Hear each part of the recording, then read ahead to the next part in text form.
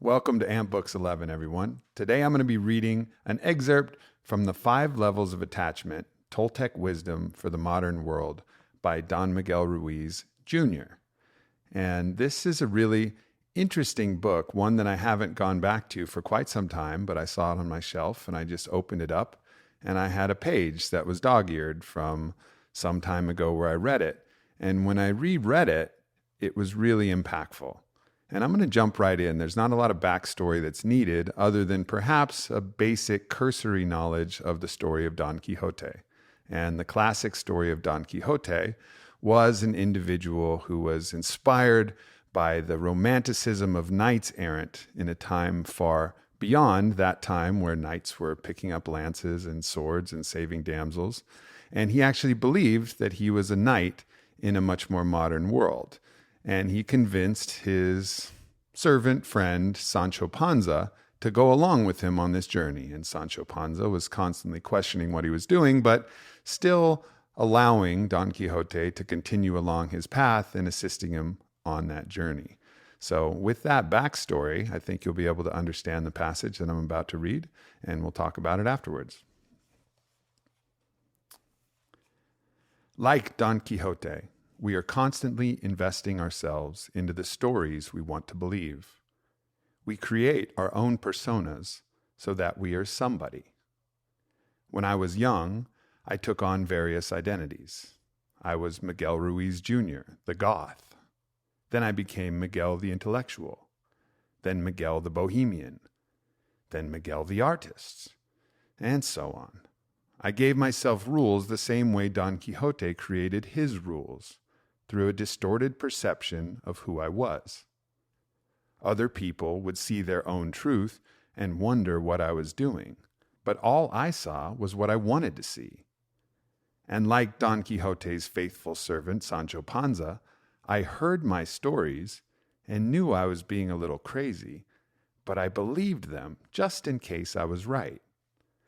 I spent many years trying to live up to those images I created of myself before discovering that this is who I am.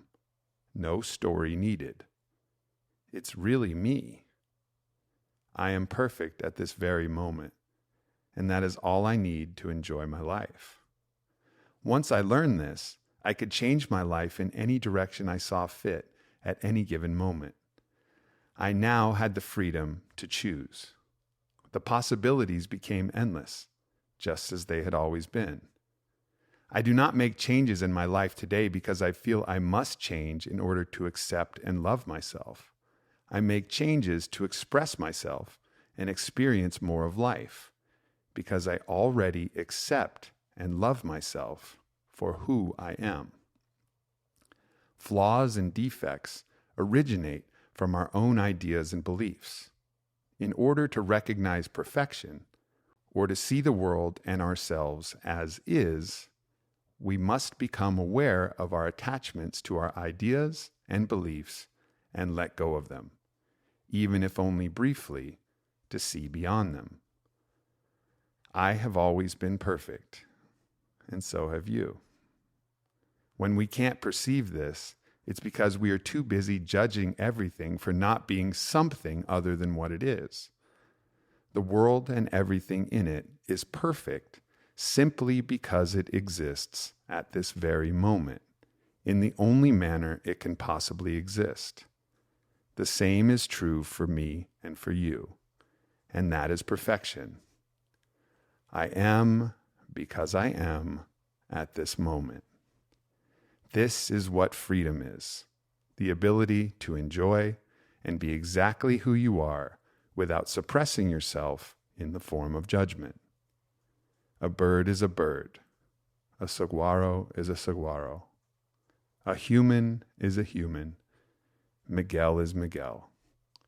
You are you. Perfect.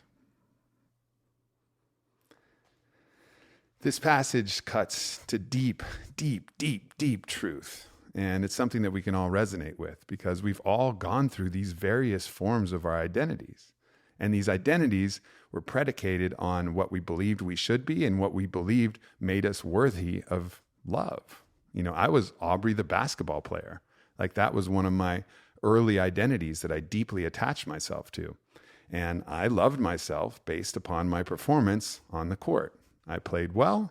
I loved myself more. And I perceived a love from my school, from my coaches, from my dad, from everybody around me based on the somebody that was a basketball player. So in that construct, I wasn't really free. I was bound by my performance. And although I always did my best, that didn't really matter. I didn't finish a game and go, I did my best. I love myself.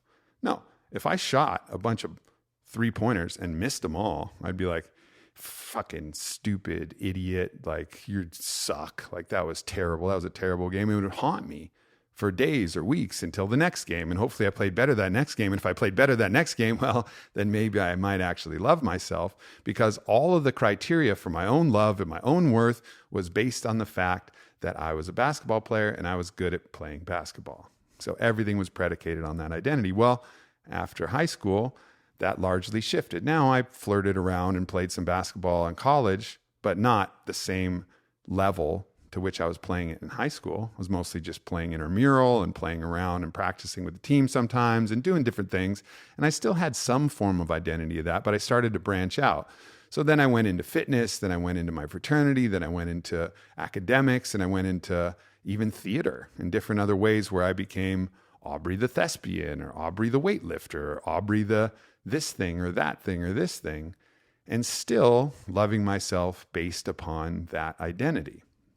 And then continuing on, your identity becomes Aubrey in whatever career that I was choosing. Aubrey running the marketing company. Aubrey running this thing. Aubrey as a success in life. Aubrey as a success as a podcaster. Aubrey, there's so many different forms of identification and attachment to our somebodyness that we really meter out our own love for ourselves based upon how good we think we're doing at this identity that we've formed. But that's not really us. That's just what we're doing. It's not who we're being.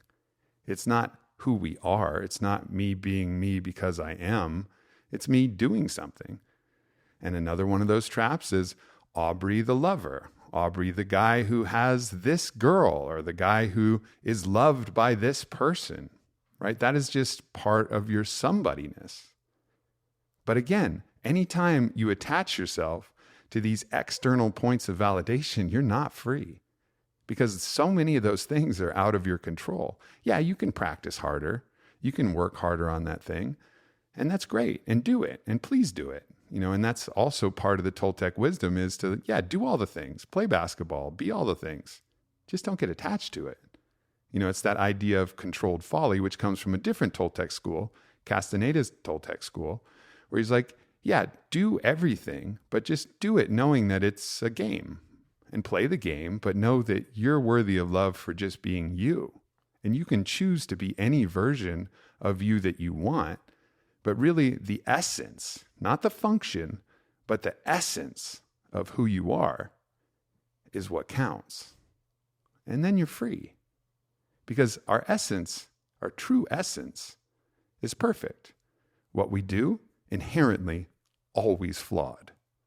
So if we're judging ourselves by what we do, well, we're always going to have an imperfect, very conditional form of love for ourselves, which is going to be very constrictive and very forced into certain patterns of action. Whereas if we recognize that our essence is what is important in relationship, in career, in life, then we will have the equanimity to understand that, everything's okay. It's okay because it's okay. I am because I am. And it's all perfect because it just is.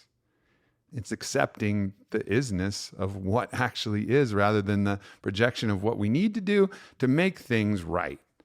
Because things are already right in the essence of who we are, in our consciousness, as the witness, as the awareness, as the soul, if your vocabulary permits the use of that.